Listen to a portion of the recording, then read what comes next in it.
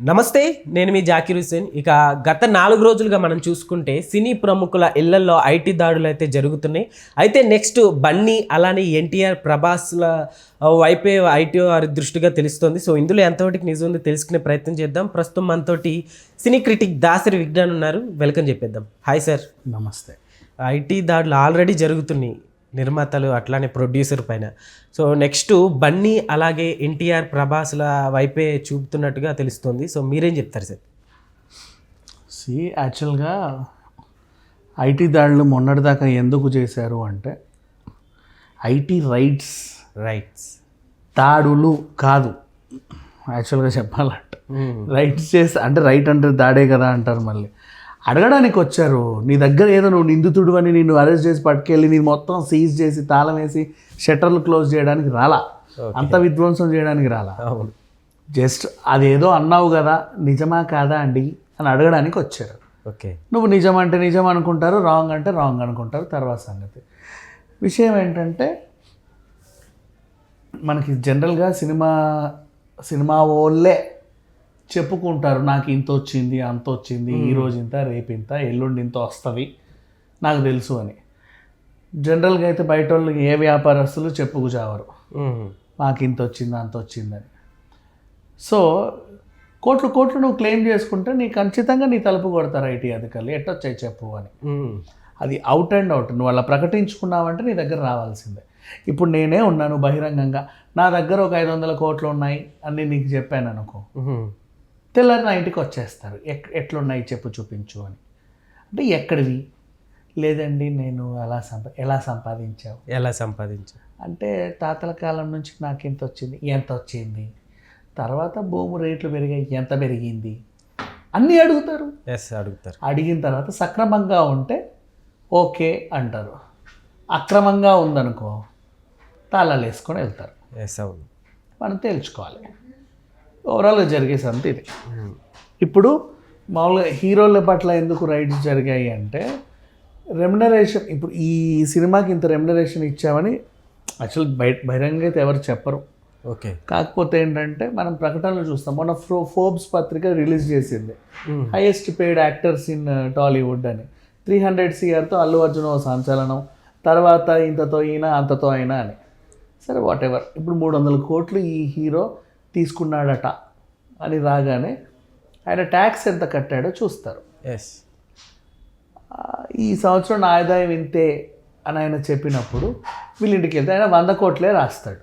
ఈ సంవత్సరం నా ఆదాయం 100 కోట్లు, దీనికి నీకు ట్యాక్స్ కడుతున్నా అంటారు. ఫోర్బ్స్ పత్రికలో 300 లక్షలు ఎందుకు 100 కోట్లు చెప్పావు అంటే ఆ సినిమా నాకు 300 కోట్లు ఇచ్చింది సినిమాకి, నేను ఆ సినిమాకి 3 సంవత్సరాలు పనిచేశా. ఓకే, సో 3 సంవత్సరాలుగా 300 కోట్లు మాట్లాడుకున్నాం కరెక్టే, సంవత్సరానికి ఇంత అని నాకు పే చేశారు. ఆ సంవత్సరం 100, ఈ సంవత్సరం 100, ఈ సంవత్సరం 100. ఓకే, సో ఆ సంవత్సరం నా ఆదాయం 100 కాబట్టి దానికి నేను ట్యాక్స్ కట్టా, దీనికి కట్టా అని వీళ్ళు చెప్పుకుంటారు.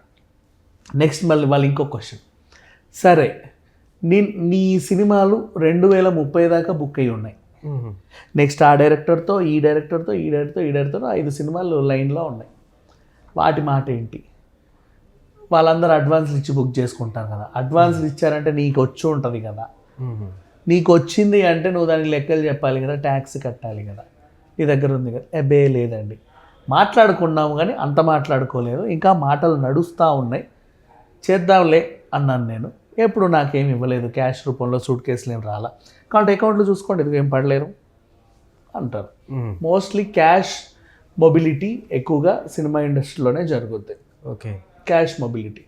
ఎందుకంటే ఒక షూటింగ్ నడవాలన్నా కూడా హ్యాండ్ క్యాషే ఇంపార్టెంట్.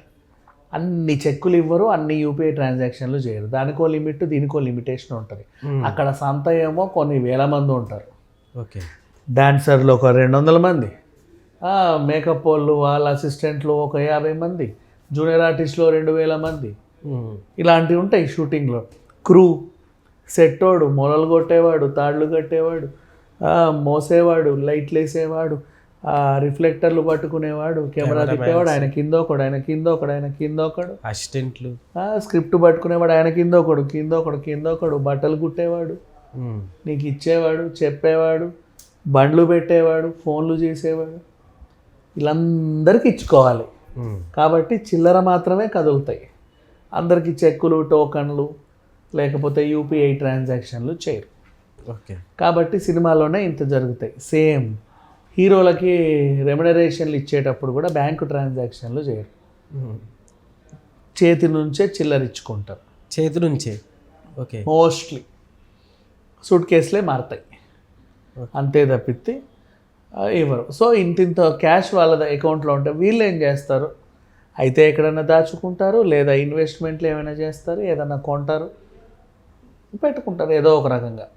కొంపలో ఇంత ఉంటే దానికి ట్యాక్స్ కట్టాలని ఒక పరిమితులు ఉన్నాయి, కడతారు. సంవత్సరానికి నువ్వు ఇంత సంపాదిస్తుంటే మాకు ఇంత కట్టాలని పరిమితులు ఉన్నాయి, కట్టుకుంటారు. అది కాకుండా నీకు ఎక్కువ వస్తుంది, నాకు తక్కువ చూపిస్తున్నావు అని అనుమానం వచ్చినప్పుడే తలుపులు కొడతారు. ఓకే. అదే. ఓకే. అయితే ఈసారి కొత్తగా ఇండస్ట్రీ పైన ఎక్కువగా ఫోకస్ చేసినట్టుగా తెలుస్తుంది, దాని గురించి ఏం చెప్తారు?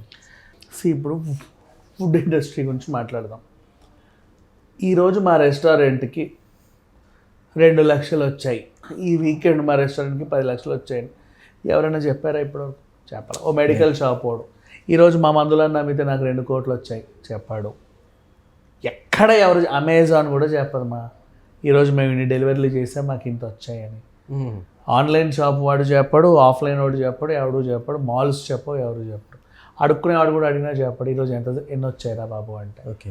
ఒక సినిమా వాళ్ళే అత్యుత్సాహంగా today's my collection 200 CR, tomorrow my collection 400 CR, already advance booking collection 500 CR అని చెప్తాడు. పెద్ద పెద్ద మహా సంస్థలే సంవత్సరానికి మాకు ఇంతే ప్రాఫిట్ వచ్చిందని చెప్పి ట్యాక్స్ కడతా ఉంటారు. అట్లాంటిది నువ్వు ఒక రోజుకే, వాడు సంవత్సరం చెప్పేది ఒక రోజుకే, ఒక పూటకే చెబుతా ఉంటే వీళ్ళకి అర్థం కాదు. మరి ట్యాక్స్ ఏమైనా కట్టి తెచ్చావా అంటే లేదండి అంటావు. ఎందుకంటే బాగా నష్టం వచ్చింది. ఏం నష్టం వచ్చింది? మొన్న 2 కోట్లు వచ్చాయని చెప్పారు, మళ్ళీ ఇంకో సినిమా తీసాక అందులో పోయాయి. అట్ట పోయాయి. అలా వీళ్ళేదో అబద్ధం చెప్తున్నారు అని అనుమానం వస్తేనే వచ్చి చెక్ చేసుకొని వెళ్తారు. ఓకే. పరుపులు దులుపుతారు, బీరువాళ్ళు దులుపుతారు, ఎక్కడైనా ఏమన్నా దాచావా బాబు అని అడుగుతారు. వాళ్ళు అబ్బాయి మేమేం దాచలేదండి అంటారు. వీళ్ళకి కూడా ఏమీ కనబడకపోతే అక్కడి నుంచి సున్నితంగా తప్పుకుంటారు, అంతకుమించి ఇంకేం ఉండదు. ఓకే.